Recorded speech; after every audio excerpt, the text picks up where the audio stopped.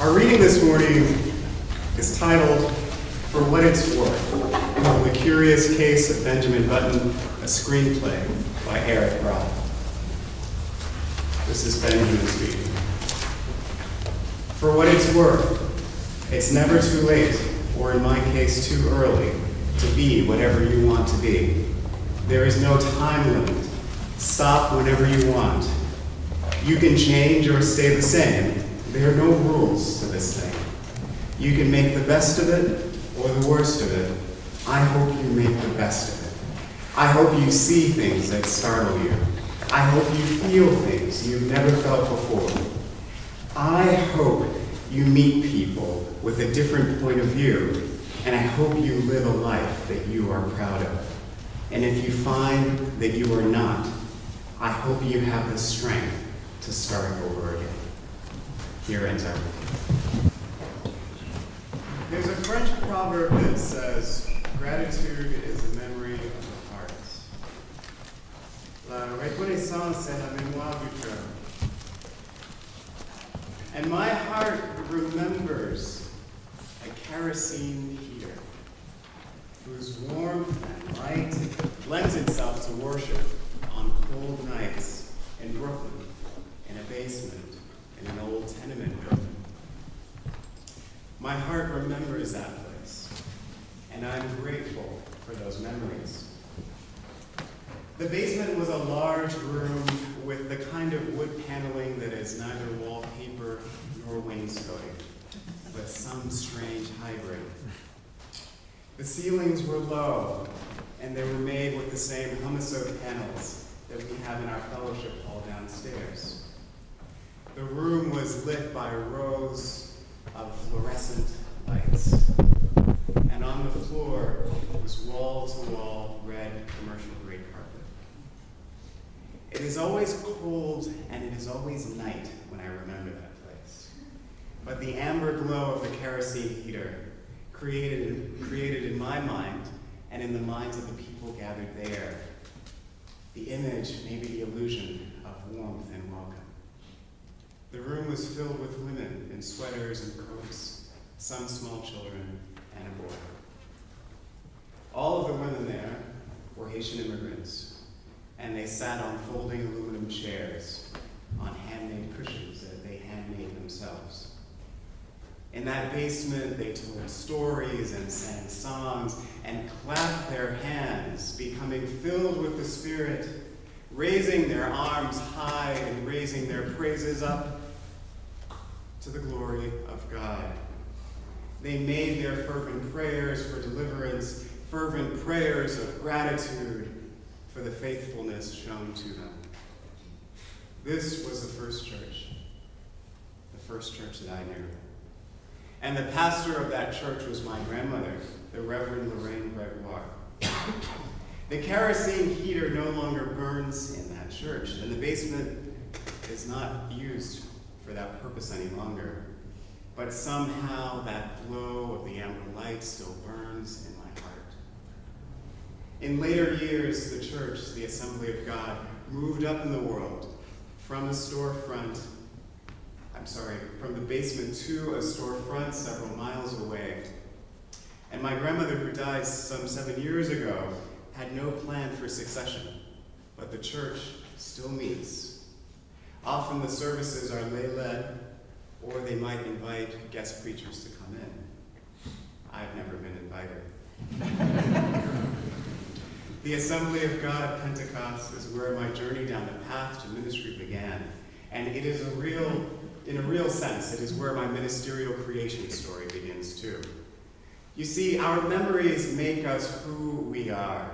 The stories of our lives divided into chapters and episodes.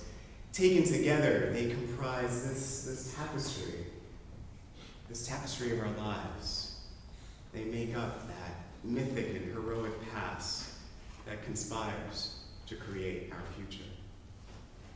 And so it is important that we come together to recognize, to reflect, and to honor those memories, to show gratitude for the best times, and to discern meaning from the worst times. Most importantly, as people of faith, we hold on to that special conviction that we are always near the best part of our own stories, no matter where we find ourselves. We are always near the best parts. And we believe that there is always an inbreaking of the holy, just like light pouring through the cracks in the rough places. There is always that possibility for radical transformations, just waiting for us around every corner. So I invite us to look at those memories, to see those stories, the stories of our living, as opportunities for some surprising discoveries about us and the people who accompany us on our journeys. Now back to that church experience. On Sundays at the Assembly of God Pentecost, services began with the École du Dimanche, the Sunday school. There is no such thing as religious education for children, kind of separate. It all happened in that one basement room. And the Sunday school consisted of memorizing passages from the Bible and reciting them for points. The church would be divided into teams, and you would see which team would get the most points.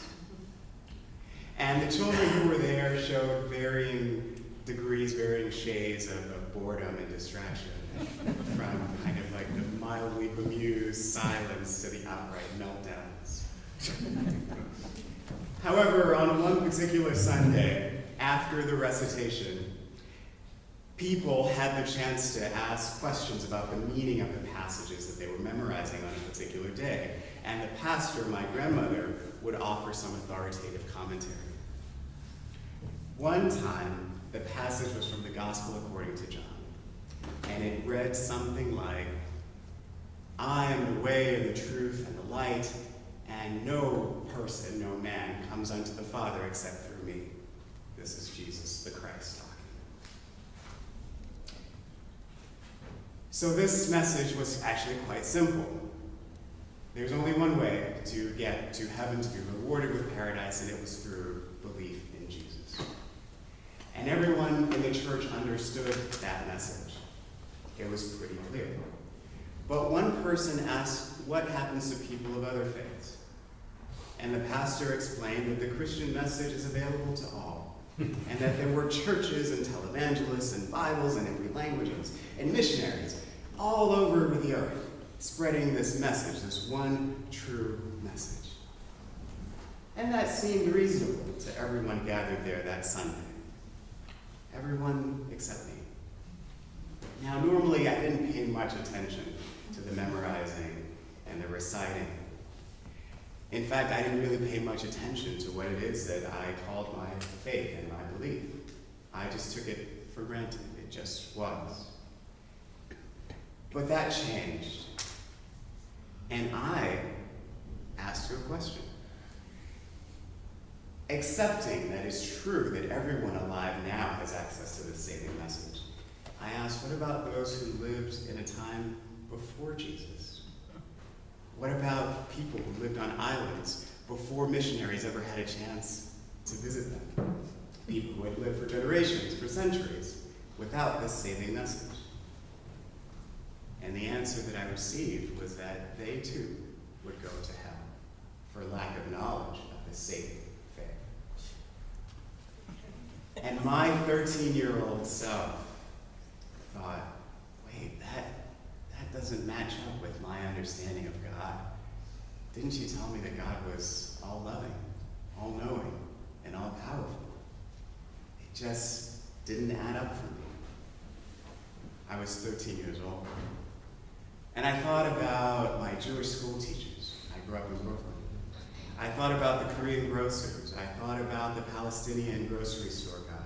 I thought about the Hindu girl in my class. They seemed like good people. Surely they would not be condemned just because they didn't know about this particular faith. And I didn't know it at the time, but those questions and those thoughts swirling around in my head were questions that would forever change the course of my life. And I'm so grateful for those questions. And I'm grateful for the answers, which indeed altered my life. So I invite you to recall what was your question, or questions, the questions that led you here. The progress and refinement of our personalities and our spirits require us to access those memories, the memories of the questions. And not only that, not just accessing those memories, but to integrate those answers and those lessons into our lives. Some short years later, I left the church of my childhood, and I was living in southeastern Massachusetts, and I happened upon the Universalist Unitarian Church of Grafton. It was December, and I had just turned 18. The church was this curious-looking modernist building. It looked nothing like this place. The walls were made of clear glass, and the roof at one end looked as if someone had grabbed it by the tip and was pulling it towards the heavens, and had spent the past 50 years doing that. There were no symbols that I could recognize on the inside or outside of the building, except for this strange kind of cup with a flame in it. I had noticed the church for a long time driving by with my family at the intersection of Belmont and West Elm Streets. And we always stopped at the stop sign just long enough for me to read the quirky messages on the wayside pulpit. Maybe the wayside pulpit is what brought you in here at some point. It was probably a combination of the unusual architecture, the wayside pulpit, my taste for adventure, and a strange and ironic desire to please my grandmother back in Brooklyn that coalesced into my venture into the church that warm Sunday in December. And I brought my siblings, Victor, Matthew, and Priscilla, with me. I thought it was the right thing to do to bring them. We mistook the main entrance for the church and went through a side entrance. And I was greeted by the puzzled DRE, who was thrilled at our arrival. And what DRE isn't thrilled when 4 kids arrive on the Christmas pageant Sunday? You see, she had gone all over the neighborhood, and she posted these flyers on the window saying that the church was having a Christmas pageant, and the kids were welcome to attend. But we never saw those flyers. So my siblings got to participate in the pageant, and they were thrilled that going to church meant that they could dress up as farm animals. And I, being a teenager, had a very different idea about my participation, so I sat in the pew. And I watched the pageant, which featured a very familiar story. The only thing is that it took place in a gas station. And I thought, well, that's not how the nativity goes. And it went on like this, bits and pieces, both familiar and strange, occurring at the same time. The pageant was followed by a sermon, again on a text that I knew very, very well. But somehow I remembered there being more magic and miracle in it. Wasn't there a manger? Weren't there angels? A strange comet? What about the virgin birth? Somehow there was more of the supernatural in the story that I remember. Now, one of the walls in this sanctuary was all glass and 3 stories tall. And the sunlight just poured through that wall onto the chancel, and it flooded the space with light. So both the pageant and the minister were bathed in this light. And as I sat in the pews and I heard this story, the story about Jesus and God, images, figures that I had largely discredited in my imagination, I thought, something is happening here.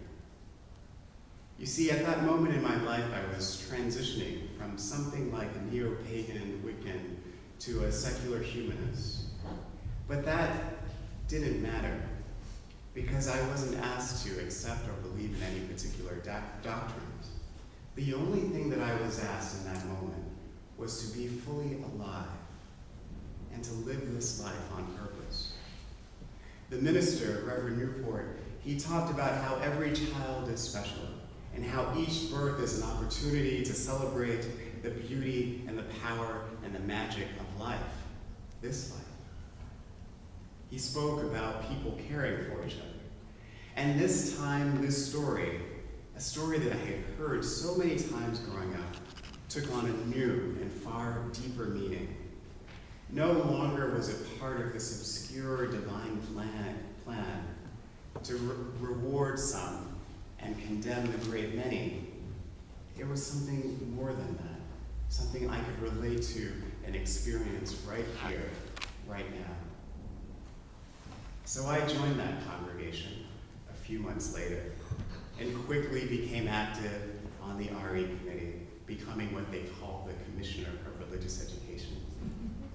And I was involved in the social justice projects and in the history projects, and just fully integrated into the life of the church. And I hold that too in my heart, as my heart remembers the extravagant welcome I received that one Sunday, and all the discoveries and all the possibilities that became clear to me in that moment. In exploring my spiritual journey, I think it's important for me to say that this is not a story of moving from the dark and the cold of the basement in Brooklyn to the light and the sun-filled sanctuary in Grafton. It is not a story of moving from obscurity into some kind of influence. Life as a Pentecostal and life as a Universalist are very different. And the trappings and the expectations, the hardware and the software of those environments are different for sure. But the spiritual work that I am undertaking in this sermon and in my life is one that I recommend to all of us. And that is that we first remember where we come from, and that we be grateful for the experiences that make us who we are in all of our beautiful complexity. And lastly, that spiritual work that I'm recommending to us is that we take the pieces of our lives, the pieces of the quilt, and that we patch them together, integrating those memories and those experiences, and that we turn them into a story of victory, a story of breakthrough, a story of new beginnings, the story of our future selves. For me, this process is recognizing that I bring with me this rich tradition of impassioned worship, embodied love, a sense of connection to the divine, a sense of faith when things are going well, and faith when things are going very, very badly. I bring my grandmother with me into my experience. I bring our morning prayers by the bedside. I bring her admonitions to be good, not to behave, but to be good. And like any Pentecostal, I also too get filled with the Holy Spirit and overwhelmed when I see things like a sunset. I get overwhelmed when traveling over water or hearing beautiful music. I also bring my chosen faith with me. I bring the storied past of Unitarianism and Universalism. I bring the openness of our tradition today. I bring the frustrations of our traditions. I bring the frustrations that come from the fact that while we draw from so many, sometimes we might stay surface level and not go deep. I am grateful for all of these things. Grateful for the rewards, grateful for the difficulties. Remember that all of us here are on that same sacred journey. And every day we are close to the best part of it. We are on the verge of the spectacular. No matter what your chronological age or physiological age or your understanding of time and history and place, we are part of creating our own stories and creating out of our memories something useful. So let us remember the places where it all began. Let us remember those important people in our lives. Let us remember the fathers, the mothers, the grandmothers, the grandfathers, the aunts and the uncles, the neighbors, the store clerks, the random and not so random strangers. Let us remember most of all to be grateful for the experiences that shape our faith and those even that test our faith. And most of all, let us remember this, the words of Benjamin, and let this be a blessing to us as we go forward. For what it's worth, it is never too late or in my case, too early to be whoever you want to be. There is no limit. You can stop whenever you want.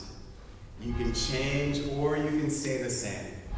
There are no rules to this thing. You can make the best of it or the worst of it. I hope you make the best of it.